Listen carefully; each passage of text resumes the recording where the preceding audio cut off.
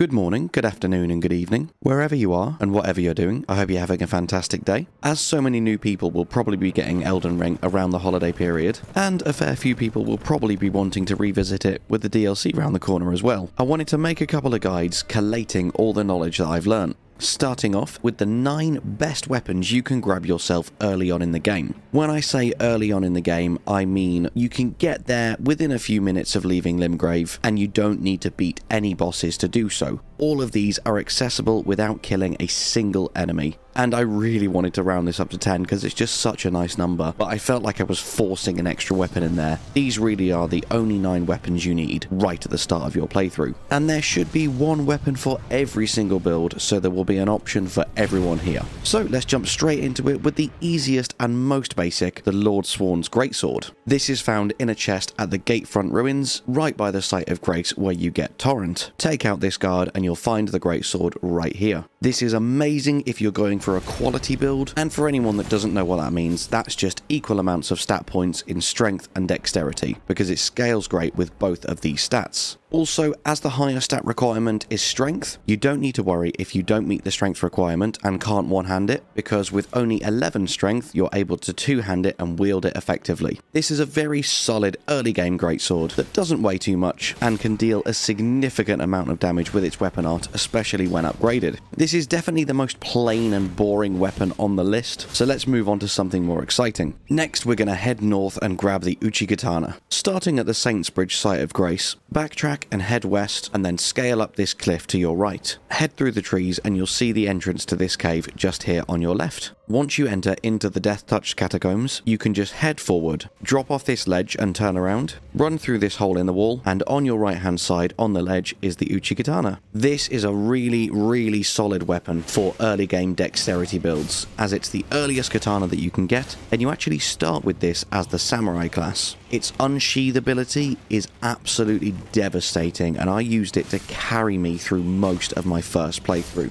Definitely one of my favourite weapons on this list, and highly recommend it if you're going for a dexterity build. Also, if you do start as the samurai class, then you can dual wield these and power stance them, though my recommendation is just to two-hand one of them. I feel it's far more effective that way.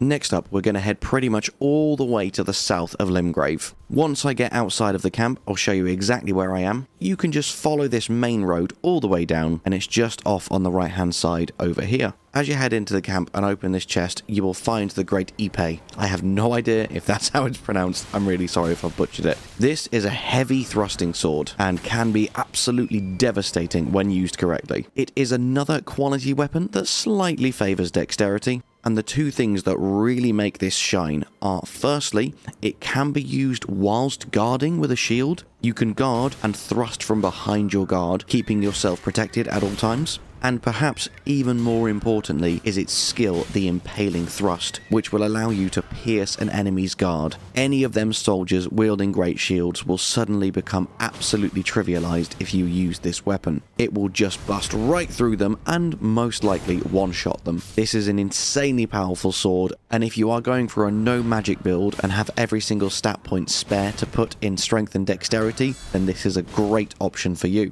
Now, whilst we're here, we're going to head slightly north and into Agheel's Lake. Come with me to the northeast of this lake and head under the bridge with these skeletons. Feel free to just run past them. After traversing a bit further, you'll be forcibly dismounted, and shortly after, you'll be invaded by Bloody Finger Nereus. He is an absolute powerhouse and not to be underestimated, even at higher levels. So, what you want to do with this guy is hit him at least once. This will trigger Bloody Finger Hunter Yura to be summoned to your aid. Now, this fight becomes a lot more manageable, though still very tough. You really need to watch out for Nereus using his weapon art. And that same weapon art that can very easily melt you in seconds is the exact reason that we are here.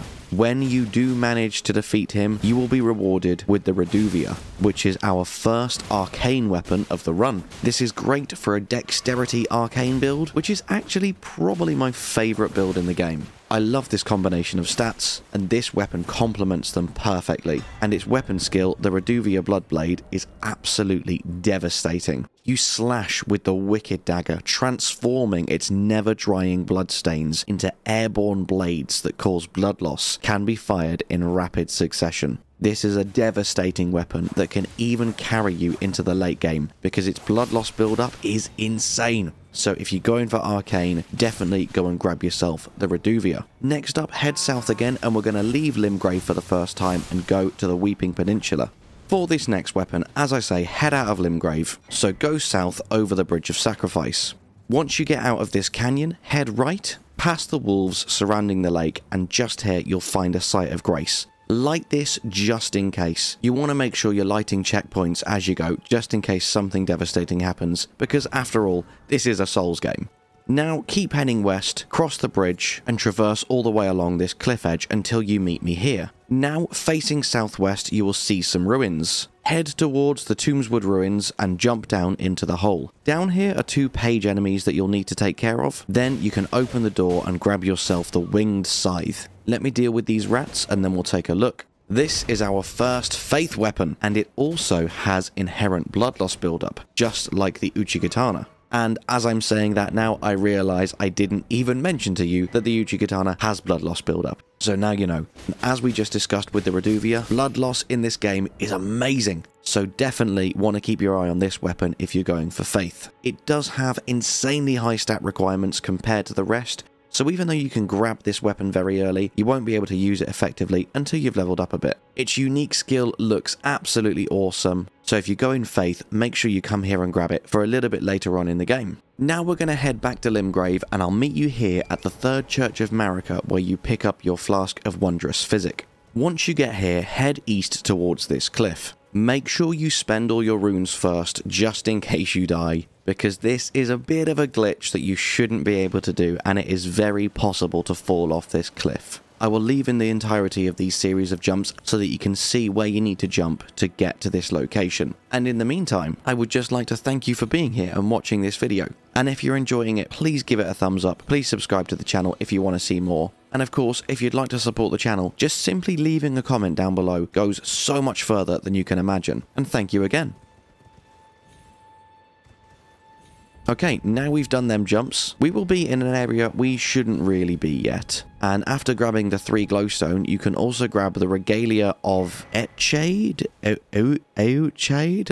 I am never going to know how to pronounce this. That sword right there, this one, the Dancing Blade. This is a very, very cool weapon, and is a smaller, less powerful version of the swords that you see the bell-bearing hunters using. Its stat requirements and attribute scaling are very similar to the Reduvia being another arcane weapon, though it does require a little bit more strength and dex than the Reduvia. And as you can see, it also deals inherent magic damage. But more importantly, the weapon art of this weapon is absolutely incredible. You infuse the sword with energy and fling it forwards in a corkscrew attack. The sword continuously deals damage while violently spinning, and you can charge the attack to increase the reach and duration of the spin. If you're willing to be a tiny bit cheesy and do this very, very minor glitch, this is an incredible weapon to have early on in the game. Now we're going to leave Limgrave proper and head towards Caelid for the first time. Don't worry, I said all these weapons were easily acquirable, and I meant it. So, one last quick thing to do before you leave. By now, you should have a stone sword key, but if not, you can grab one here at the Stormhill Shack, which you will come to naturally as you're progressing through the main story on your way to Stormvale Castle. Now we're going to go back to the Saints Bridge Site of Grace, cross this bridge, and then just keep heading east until you're out of Limgrave. Eventually, you'll meet me here at the entrance to Caelid. Light this Site of Grace as we're here, just so you've got a checkpoint. We're going to head down the cliffs right here into the Forsaken Ruins. You'll need to be very careful as you're running up to activate this stone sword statue, but once you are locked in the animation, you do become invincible, so you don't need to worry about the birds for long. And then, as you get down here, you will acquire one of my favourite weapons in the game. This is our first intellect weapon, and it is the Sword of St Trina. This sword has inherent sleep buildup and is one of the rarest weapons in the game because of it. Even better than that is its unique skill, the Mists of Slumber, which releases a faint purple mist that spreads across a wide frontwards area. This mist inflicts the sleep ailment upon foes. And what it doesn't say here is it actually coats the sword with even more sleep build-up, and for a period of time it will put enemies to sleep practically instantly, including most bosses, which makes this very, very powerful for certain bosses in the game. I'm looking at you, Godskin Duo. Honestly, absolute god tier weapon and will make your playthrough extremely fun. Now, from the same site of grace we just lit a minute ago, we are going to head southeast and just keep heading southeast until we reach the swamp of Aeonia. There's a few big doggos and cliffs on the way, but just be careful where you jump so you don't fall to your death. You can outrun all the enemies with Torrent, so you don't need to worry about fighting any or getting killed. Make sure you light one of the sites of grace right near the swamp, just in case anything goes wrong. And then, as you enter into the swamp, head northwest to this ruined structure, jump over these plants, and you can loot the Meteorite Staff. This is arguably the most important staff early game, because it starts with an S scaling in intelligence, which means even though this staff can't be upgraded, at level 1 it is the most powerful staff in the game. It will scale with your intelligence exponentially, and I forget the exact numbers, but at around 45 intelligence, because of its S scaling, it outperforms any other staff until that staff is fully upgraded. Eventually, other staffs will overtake it, such as the Carian Regal Scepter, but using this with a high intelligence build will allow you to focus all of your smithing stones on your other weapons and just pump all your stats into intellect. And also in this swamp, you can get the Rock Sling Gravity spell, which is one of the most powerful spells in the game. The two of these, combined with using the Sword of St Trina, will make your intelligence build an absolute powerhouse in the early and mid game. Now we're going to head back to where it all started, to the Gatefront ruins, to wrap up with the final weapon. I didn't want to include any weapon that you had to grind for, because these need to be easy and quick to obtain, but this straight sword is so good that I had to include it, and the enemies you need to grind to get it are very, very easy. There are a total of 6 soldiers in this camp that will potentially drop the Lordsworn straight sword. Head southeast and take out this soldier with a mace, and then you'll find your first sword wielder right here. Once he's dead, double back on yourself and jump over the tent. You'll find the second one here by the campfire, and the third one here who tries to blow his horn to signal the rest of the camp. Then head north to take out the next one, and round the corner to the east will be the final one. That is only 5 of them, and there are 6 in this camp, but the last one is surrounded by enemies that you don't need, including a few wolves. So just take out these 5 and then teleport back to the site of grace, rinse and repeat until you have this sword.